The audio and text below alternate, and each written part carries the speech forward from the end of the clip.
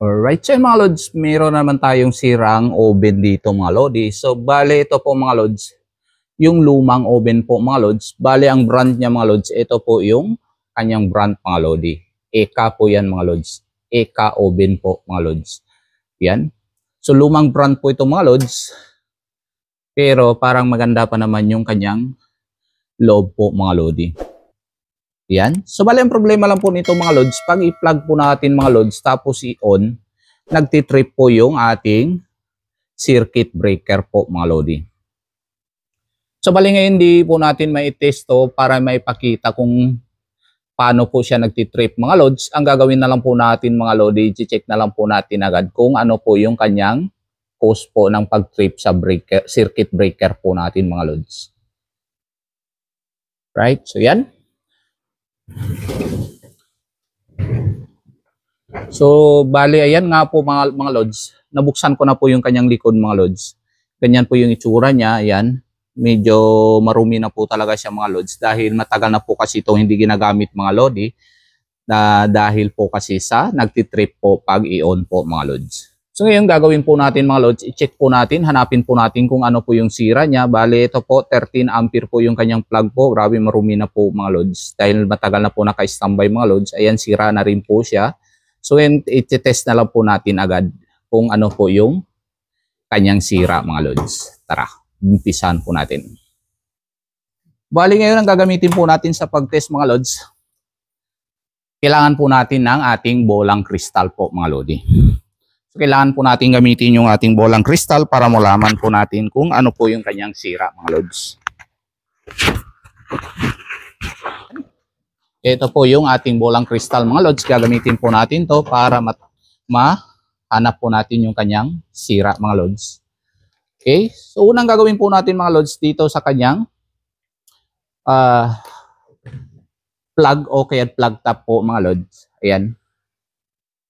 Okay. Set lang po natin sa times 1K po mga lodi. Okay, at kailangan po natin, para malaman po natin, kailangan ko po i-on yung sa harap niya mga lods. Yung timer niya nga.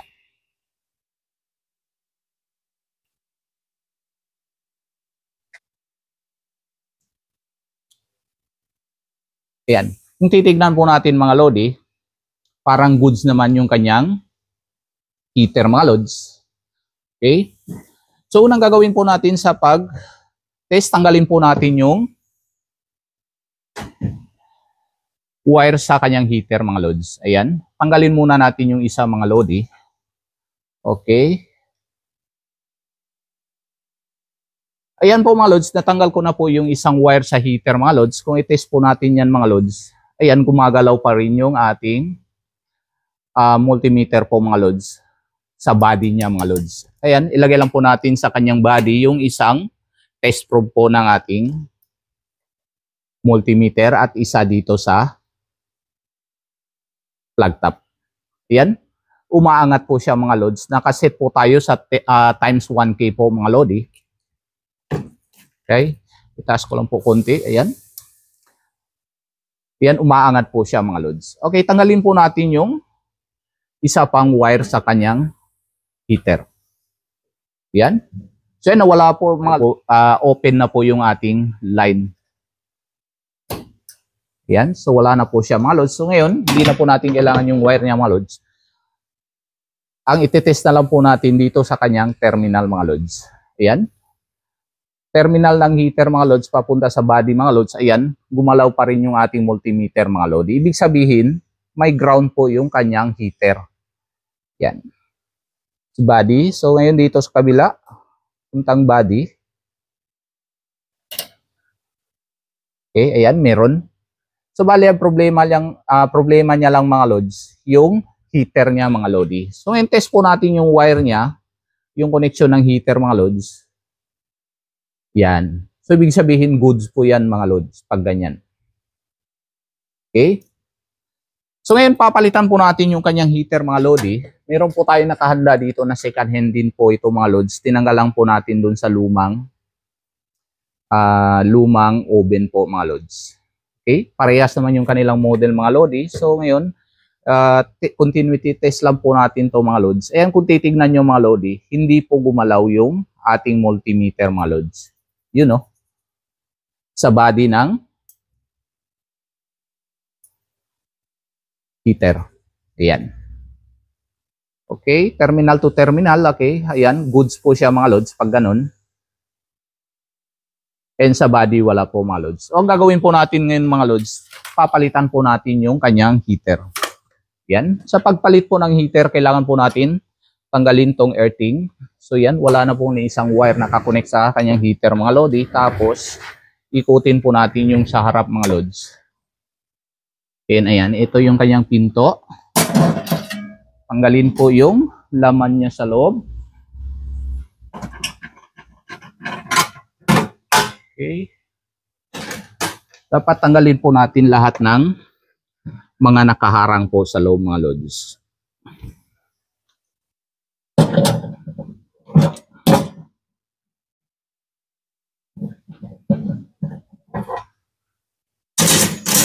Yan. And itong plate niya sa likod mga lods, kailangan po natin tanggalin. Medyo madilim na lang. Dahil wala po tayong ilaw mga lodi. So may nut po yan mga lods. Kailangan po natin luwagin yung kanyang nut para matanggal po natin yung kanyang cover.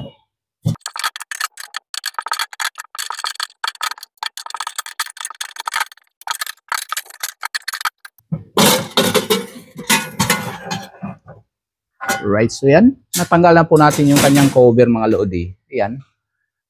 Ito na po yung kanyang heater mga lods. Pagtanggal po sa heater niya mga lodi, so bali ito na po yung kanyang heater sa loob mga lods. Ganito po yung itsura. Tapos may screw po yan mga lods. Kailangan po natin tanggalin yung kanyang screw para mahatak po natin palabas yung kanyang heater.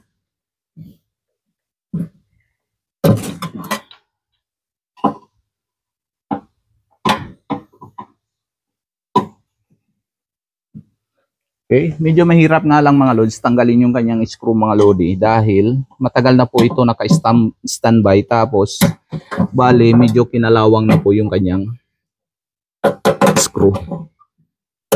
Alright, so mga lods, bali sa pagtanggal po nito mga lodi dahil hirap po tayo magtanggal na gamit po yung ating ordinaryong magic stick po mga lods. So ngayon gagamitin po natin ng itong pinakamalakas po na mahiwagang magic stick po mga lodi. So yan gagawin lang po natin mga lods dahil ito nagamitan na po natin ng mahiwagang magic stick po mga lodi. Okay, natanggal na po natin yung ibang mga screw mga lods. So mayroon pa pong natirang isang screw mga lodi dito. So gamitan po natin yung pinakamalakas na magic stick po natin mga lods.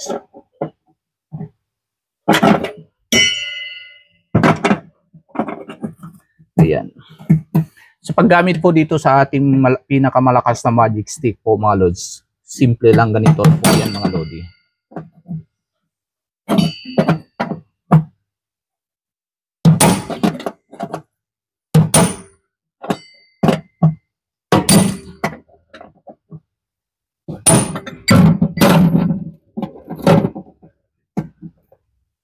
Alright, so yan po mga lods, hindi po natin matanggal yung isang screw niya po mga lodi.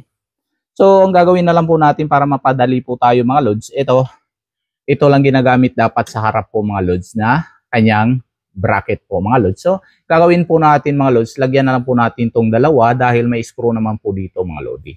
Para mapabilis lang po tayo mga lods. Ayan. Okay. So, ganito lang po ang paglagay nito mga lodi. Ayan. So, lagyan po natin yung dalawang screw mga lods na tinanggal po natin sa paa ng heater niya mga lods.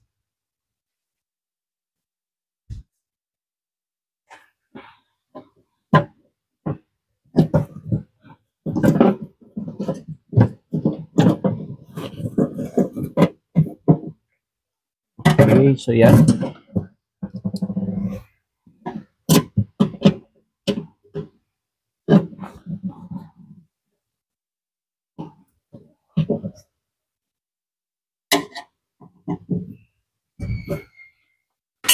Okay, tapos ilagay po natin yung kanyang blower.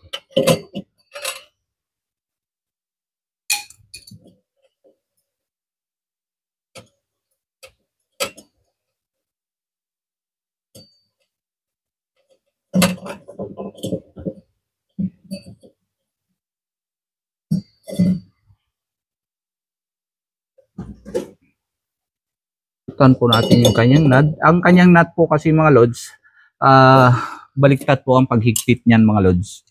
Ang paghigpit po dapat clockwise, pero ito po counterclockwise po yan mga lodi. So yan, nalagay na po natin mga lodi bago po natin ibalik yung kanyang plate sa loob po mga lods. Okay, kailangan po natin i-connect muna yung sa likod at i-testing muna natin mga lodi. Yan. So ito na po yung kanyang likod mga lods. Ibalik na po natin yung kanyang earthing. Okay. Yan, tapos i-test po natin ulit gamit yung ating bolang kristal mga lods. Yan. So test natin ulit yung kanyang terminal mga lods to body. So, wala naman po siyang, hindi na po gumagalaw yung ating multimeter mga lodi. So, yan, ilagay na po natin yung kanyang wire mga lods. Wire ng heater. Yan ito.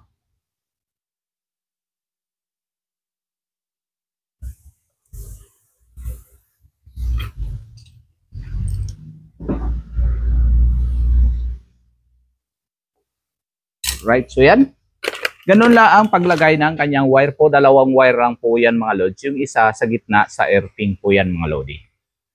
So yun, pwede na po natin i-on para ma-test na po natin mga lods. I-on na po natin siya mga lods para makita po natin yung kanyang heater kung gumagana ba mga lods. Okay. So yan, saksak na po natin. Ayan. Gumana agad yung kanyang blower mga lodi. Yan. Hintayin na lang po natin na